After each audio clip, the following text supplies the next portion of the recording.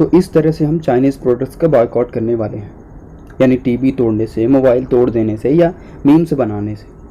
इस तरह अगर हम बदला ले रहे हैं, विरोध कर रहे हैं या चाइनीज़ प्रोडक्ट्स का बॉयकॉट करेंगे, तो एक सवाल अपने आप से ये पूछ लीजिए ये सब करने से पहले कि इससे कहीं आपके पर्सनल फाइनेंशियल लॉस तो नहीं हो रहा है।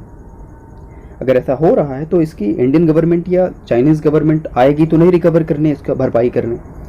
तो अब ऐसा मैं क्यों कह रहा हूँ, सवाल ये है कि ऐसा मैं क्यों कह रहा हूँ। तो आप ये देखिए, एक रिपोर्ट है जो कि थर्सडे को इंडिया में OnePlus 8 Pro की सेलिंग होती है अमेज़ॉन पे हज़ारों की संख्या में, और वो कुछ ही मिनटों में उसकी पूरी मोबाइल जो सेल थे वो सेल आउट हो जाते हैं कुछ ही मिनटों। यानी एक तरफ आप टीवी या मोबाइल तोड़ देते हैं और दूसरे साइड हम मोबाइल ख़रीद लेते हैं। अगर इस तरह का संतुलन स्थापित नहीं हुआ तो हम किस तरह ये कैंपेन को लेके चल रहे हैं, सवाल ये था। तो यहाँ पे हमें इस लेवल पे आके चाइनीज़ प्रोडक्ट्स को रोकना है, बॉयकॉट करना है, ना कि हमारे पास जो ऑलरेडी है उसको। लेकिन इसके पहले मैं कुछ तथ्य रखता हूँ, कुछ फैक्ट्स रखता हूँ। आई एम श्योर कि आपको पता है, लेकिन फिर भी, जैसे कि चाइना में दीपावली नहीं मनाई जाती, लेकिन वहाँ से झालर वगैरह आती हैं। फिर होली नहीं मनाई जाती, लेकिन रंग वहाँ से आता है। रक्षाबंधन नहीं मनाया जाता, लेकिन राखी वहाँ से आती है। मैंने कम्प्लीटली बात नहीं करी है कम्प्लीटली इम्पोर्ट की, लेकिन आता है। सवाल ये था, ये मैं क्यों बता रहा हूँ आगे। अब ये था चाइना की प्रॉब्लम क्या है यहाँ पे, हम जाने पहले कि ये ऐसा होता क्यों है। सवाल ये है हमको प्रॉब्लम क्या है चाइना के डिफरेंट लॉ फ्रेमवर्क की, सबसे ज़्यादा। अब कैसा, आप जो यूज़ कर रहे हैं व्हाट्सएप, वहाँ पे वीचैट चल रहा है। फेसबुक हम यहाँ पे यूज़ करते हैं, वहाँ पे वाइबो चल रहा है।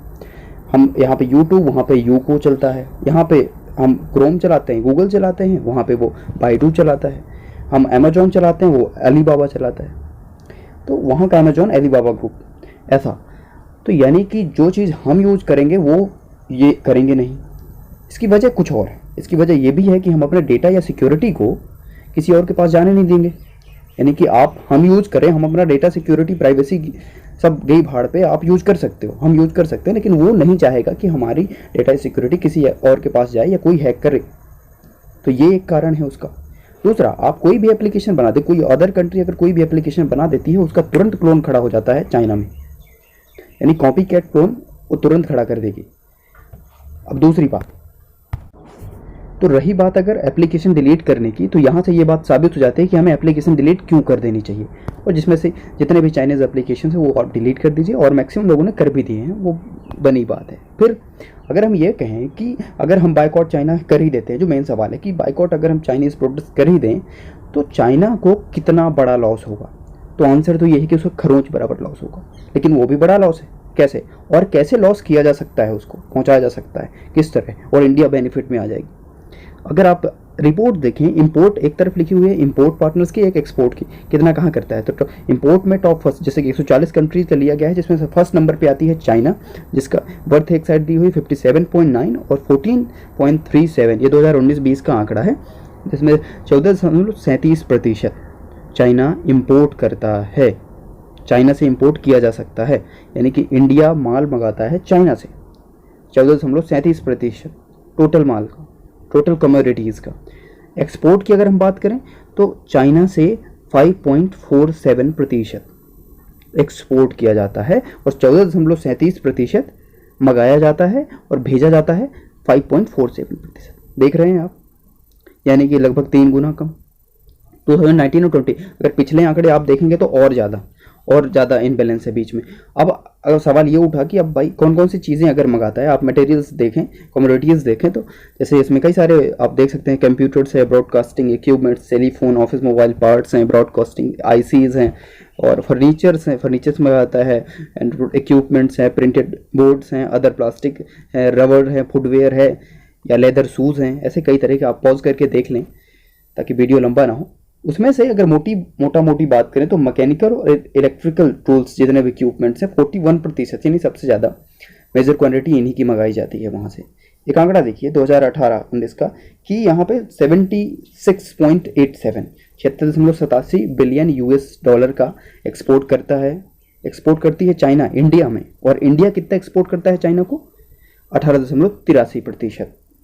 देख रहे हैं कितना इनबैलेंस है, और ये गुड साइन नहीं है किसी भी कंट्री के लिए ये ट्रेड डेफिसिट है, और ट्रेड डेफिसिट हो गया लगभग 58 से 56। ये हर साल ये बढ़ा ही है, घटा कहीं नहीं है कि 58% अगर आपका ट्रेड डेफिसिट हो रहा है, आपको घाटा हो रहा है 58 बिलियन यूएस डॉलर का, तो कितना बड़ा इम्बैलेंस है, आप ये सोचिए। तो यहाँ पे अब दूसरी बात कि अब क्यों अगर मन पे सवाल तो यही उठता है कि क्यों नहीं गवर्नमेंट ही इसको बैन करवा दे, कि अगर गवर्नमेंट ही लेना बंद कर दे तो हम तो लेंगे ही नहीं कहीं से। तो सवाल ये उठता है गवर्नमेंट बनाई किसने है, ये भी है कई सारे, लेकिन इसका आंसर ये है गवर्नमेंट बैन नहीं कर सकती, क्योंकि WTO का रूल्स कहता है कि complete ban of import from any country is not possible now due to WTO rules even if we have problems, चाहे डिप्लोमेटिक हो, टेरिटोरियल हो या मिलिट्री तक का इशू हो जाए, यहाँ तक इतनी बड़ी प्रॉब्लम होने के बाद भी हम इंपोर्ट बंद नहीं कर सकते। तो इसका आंसर तो ये रहा। तो हमें अगर बायकॉट की जगह हम ये कर दें कि replace with made in India, अगर हम उसको रिप्लेस कर दें, बायकॉट की जगह हम प्रोडक्ट्स को रिप्लेस करने लग जाए ना, तो वहाँ पे पूरी सॉल्यूशन मिल जाएगी। अब सवाल ये था रिप्लेस। अच्छा, अब ये कहिए कि इंपोर्ट अगर कर सकती है, एक्सपोर्ट करती है, ट्रेड किस बिना पे होता है, आधार किस आधार पे होता है? उसके 3 हैं, या तो कोई चीज़ अपने कंट्री में है नहीं, या तो वहाँ से दूसरी कंट्री में सस्ती मिलती है तो हम इंपोर्ट करेंगे, या तो वहाँ पे क्वालिटी अच्छी है, इस बिना पे हम ले सकते हैं। यानी 3 ही रूल्स हैं इसके लेने के पीछे। अब सवाल उठता है, मान लीजिए मैकेनिकल और इलेक्ट्रिकल हम एग्जांपल लें, जिसमें 41% मैकेनिकल और इलेक्ट्रिकल इक्विपमेंट्स लेती है इंडिया गवर्नमेंट, इंपोर्ट करती है चाइना से। तो अगर हम वहाँ से नहीं लेते हैं तो फिर कहाँ से ले सकते हैं? जर्मनी है, जापान है, साउथ कोरिया है या यूरोपियन कंट्रीज़ हैं, हम वहाँ से ले सकते हैं ना, ताकि जर्मनी या जापान, यहाँ से ट्रेड रिलेशंस भी अच्छे हैं उसके, तो ट्रेड टॉक्स करनी चाहिए गवर्नमेंट को, यहाँ पे ये कर सकती है गवर्नमेंट। दूसरा, अब देखिए और दूसरी तरीके से हम कैसे प्रॉफिट कर सकते हैं अपने आप को।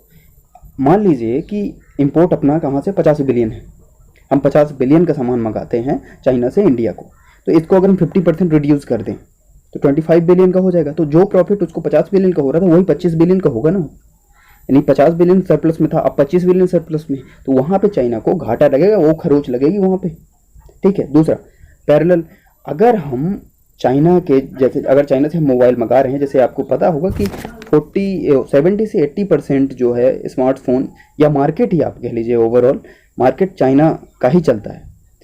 तो हम उस लेवल के एग्जांपल ने अगर मोबाइल का, तो मोबाइल एक ऐसी क्वालिटी का इंडिया बना के दे दे, उसी पैरेलल में, उसी चीप प्राइस पे, उसी अच्छी क्वालिटी का, उससे बेहतर क्वालिटी और कम प्राइस पे अगर वो चीज़ मिल जाए तो हम क्यों लेंगे उसका, चाइना का? हम तो इंडिया का ही ले लेंगे ना फिर, तो वो आसानी हो जाएगी। तो इंडिया यहाँ पे ये एक अच्छा काम कर सकती है जिससे कि ये बेहतर हो जाए। हालांकि ये स्ट्रेटजी, ये टैक्टिक्स चाइना सिर्फ इंडिया को नहीं अपनाता, ये यूरोपियन यूनियन पहले ही जैसे कह चुकी है, और USA हो गया, यूरोप हो गया, अफ्रीका हो गया या ऑस्ट्रेलिया हो गया, ये सारी कंट्रियां हैं जिनके खिलाफ इस तरह के एक्शन लेता है चाइना। एक्सपोर्ट ज़्यादा करता है, डंपिंग ज़्यादा करता है और इंपोर्ट कम करता है।